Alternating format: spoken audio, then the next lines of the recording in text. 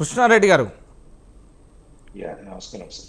కృష్ణారెడ్డి గారు గతంలో అంటే గత ప్రభుత్వం చేసిన ఫోన్ ట్యాపింగ్ నేపథ్యంలోనే కావాలనే అప్పుడు మాజీ సీఎం కేసీఆర్కు తెలియదా ఫోన్ ట్యాపింగ్ అయిన విషయం, దాన్ని కావాలనే ఇద్దరు దగ్గరుండి చేయించారు. అది కూడా ఆ ఇద్దరిట్లో ఒక్కరి మీదనే మొత్తం ఇదంతా లాబింగ్ నడిచింది. కాంట్రాక్టులు మొదలుకుంటే సినిమా తారలు కావచ్చు, సినిమా ఇండస్ట్రీ కావచ్చు, విలేకరులు కావచ్చు, అదేవిధంగా మీడియాతో పాటు జడ్జీల ఫోన్లు కూడా ట్యాప్ అయ్యాయి. ఈ నేపథ్యంలోనే సిట్ను తెలంగాణ గవర్నమెంట్ కాంగ్రెస్ గవర్నమెంట్ ఏర్పడిన తర్వాత సిట్ను కూడా సిట్ను ఏర్పాటు చేసి విచారిస్తున్నాయి. దానిలో చాలా వరకు కూడా అందరు కూడా విచారించింది, అందరి వాంగ్మూలం కూడా తీసుకోవడం జరుగుతుంది. ఈ నేపథ్యంలోనే నిన్న జరిగినటువంటి ప్రెస్ మీట్లో ఢిల్లీలో ఒక్కసారిగా అవక్కయ్యేలాగా సీఎం రేవంత్ రెడ్డి మాట్లాడినమాట, ఫోన్ ట్యాపింగ్ ఇల్లీగల్ ఏం కాదు, లీగలే, దానికి పర్మిషన్ తీసుకొని చేసుకోవచ్చు, ఒకవేళ నా ఫోన్ ట్యాప్ అయిందని కూడా నన్ను పిలిస్తే నేను కూడా వెళ్ళి వాంగ్మూలం వేయడానికి రెడీగా ఉన్నాను అంటూ కూడా చెప్పిన. అంటే ఫోన్ ట్యాపింగ్ లీగలా ఇల్లీగలా, అంటే లీగల్ అయితే ఎంతవరకు చేయొచ్చు, అది ఎవరెవరిని చేయొచ్చు, ఎలా చేయొచ్చు, అంటే ఒకవేళ లీగల్ అయి పలాని మీడియా సంస్థలో ఉన్నటువంటి రాజమౌళి ఫోన్ ట్యాప్ చేస్తానంటే దానికి పర్మిషన్ ఇవ్వచ్చా, ఇలాంటి అంశాలపైన చెప్పండి.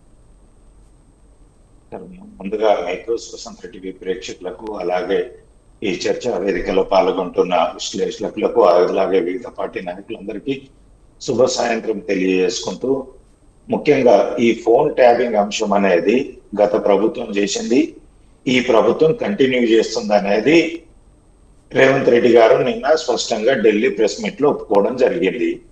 అది ఏ విధంగా చేస్తున్నారు, ఎందుకు చేస్తున్నారు అనేది ఇప్పుడు మనకు ఒక క్వశ్చన్ మార్కు. గత ప్రభుత్వము స్వార్థానికి వాడుకుంది, లబ్ధి కొరకు వాడుకుంది, కాంట్రాక్టర్లను బెదిరించడానికి వాడుకుంది, ప్రతిపక్ష పార్టీల నాయకుల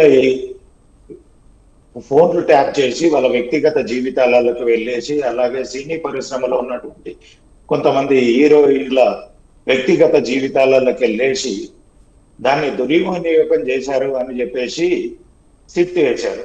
మరి అదే ఇప్పుడు కాంగ్రెస్ ప్రభుత్వం అధికారంలోకి వచ్చింది, వీళ్ళు కూడా ఫోన్ ట్యాపింగ్ చేయడం తప్పేం కాదంటున్నారు.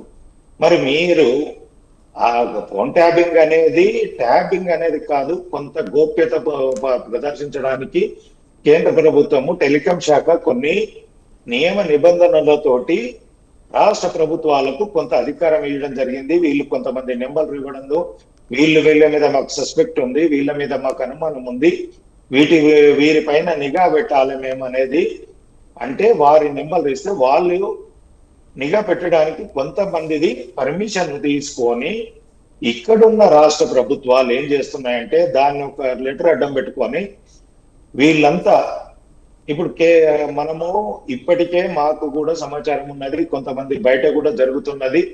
రేవంత్ రెడ్డి గారి పాలన ఇప్పుడు 20 నెలలు కంప్లీట్ అవడానికి వస్తుంది, సుమారుగా 20 నెలల దగ్గరకు వచ్చింది. ఈ 20 నెలల్లో ప్రభుత్వంలో ఏమన్నా ఫోన్ ట్యాపింగ్ జరిగిందా? ఈ 20 నెలల్లో ఫోన్ ట్యాపింగ్ దాని గురించి కూడా ఒక సిట్టు సపరేట్ చేస్తారా, అదే సిట్టును కూడా దర్యాప్తు చేస్తారా అనేది కూడా ఒకటి చేస్తే వీళ్ళకి కూడా పారదర్శకంగా ఉంటది.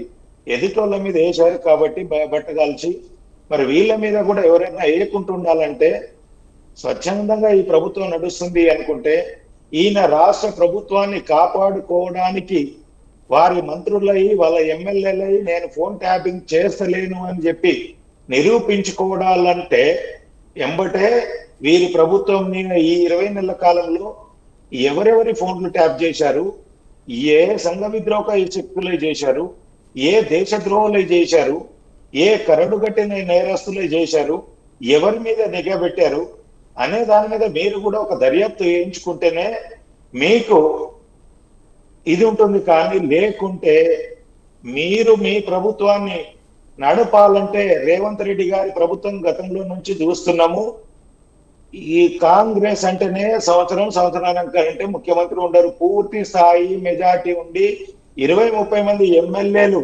అధికంగా ఉన్నా కానీ ఆ ప్రభుత్వాలు నిలబడలే గతంలో.